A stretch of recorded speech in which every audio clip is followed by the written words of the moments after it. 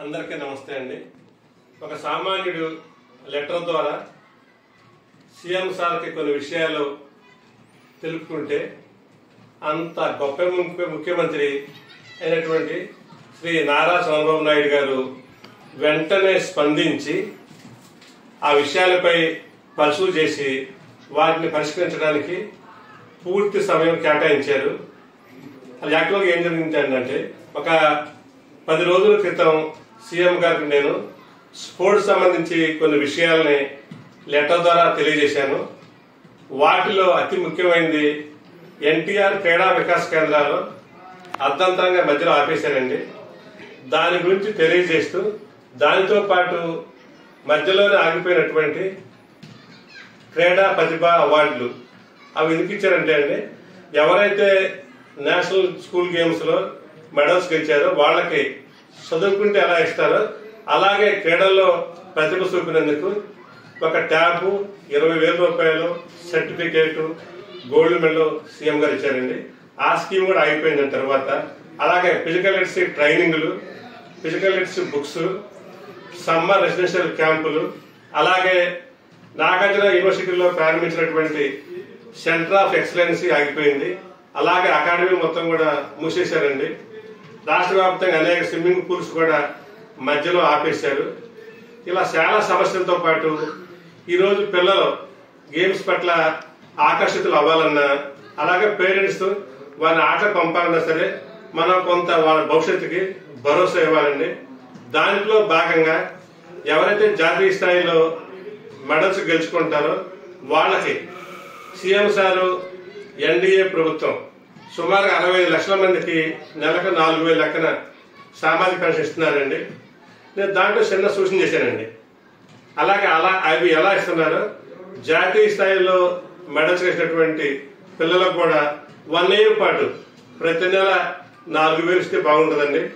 అలాగే రాష్ట్ర స్థాయిలో మెడల్ సాధిస్తే 3,000 1 year పాటు ఇస్తే బాగుంటుందండి. ఆ తర్వాత ఎవరు గెలిస్తే మళ్ళీ వాళ్ళకి అవి ఇవ్వచ్చండి. అదొక సూచన చేశాము. అలాగే ఒక స్టూడెంట్ మండల స్థాయి గేమ్స్ లో పాల్గొని ఎస్జీఎఫ్ గేమ్స్ లో, తర్వాత constituency level, district level, state level, national level ఇన్ని సార్లు గేమ్స్ లో పాల్గొనాలండి. ప్లస్ అలాగే కోచింగ్ క్యాంపులు, జర్నీ డేస్ ఇవన్నీ చూస్తే సుమారుగా 2 నెలలుగా పైగా పిల్లవాడు చదువుకు దూరం అవుతున్నాడు. అది తీవ్రమైన నష్టమైన పిల్లవాడి భవిష్యత్తుకి.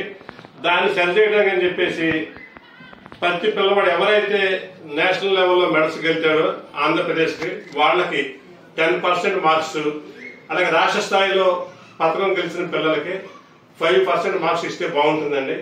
అలాగే డిఎస్సిలో కూడా ఎవరైతే గతంలో జాతీయ స్థాయి, అంతర్జాతీయ స్థాయి, రాష్ట్ర స్థాయి పథకాలు సాధించారో వాళ్ళు కూడా కంపల్సరీగా మార్కులు ఇవ్వాలండి. అటువంటి అప్పుడే మంచి మంచి క్రీడాకారులు, వ్యాయామ ఉపాధ్యాయులుగా వస్తారండి. తద్వారా మంచి ఫలితాలు మనకి వచ్చే అవకాశం ఉందండి.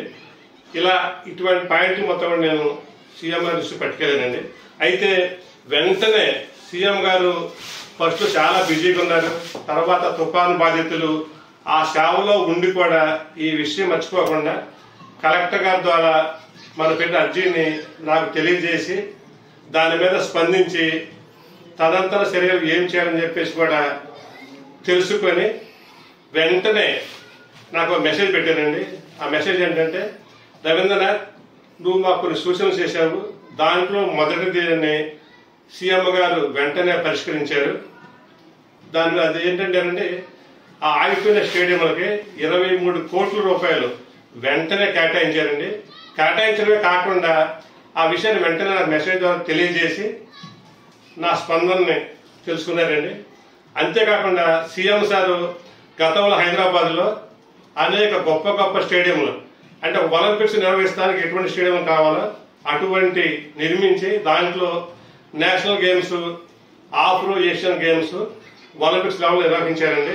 అంత గొప్ప ముఖ్యమంత్రి గారు మళ్ళీ అమరావతిలో 27 నేషనల్ గేమ్స్ నిర్వహించడానికి ఒక ఆలోచన చేస్తున్నారు. డెఫినెట్ గా 100కు 100 పాళ్ళు కూడా ఒక గొప్ప విజనరీ ముఖ్యమంత్రి అయినటువంటి శ్రీ నారా చంద్రబాబు నాయుడు గారు అంత గొప్ప స్టేడియం కట్టి అంతకంటే గేమ్స్ బాగా నిర్వహించగలరని చెప్పేసి నేను మనస్ఫూర్తిగా ఆశిస్తున్నాను. ఈ కార్యక్రమంలో మా నుంచి కానీ మా వ్యాయామోపాధ్యాయులు కానీ మా మిత్రుల ద్వారా ఎటువంటి సహకారమైన రాష్ట్ర ప్రభుత్వానికి సీఎం సార్కి అందించడానికి ఎల్లవేళ సిద్ధంగా ఉంటామండి. మాకు అవకాశం ఇచ్చి ఆంధ్రప్రదేశ్ని భారతదేశంలో క్రీడా రంగంలో అగ్రస్థానంలో నిలపడానికి మీరు కృషి చేస్తారని చెప్పేసి మా సహకారం ఉంటుందని చెప్పేసి నేను మనస్ఫూర్తిగా కోరుకుంటున్నానండి. Thank you CM sir, once and once again.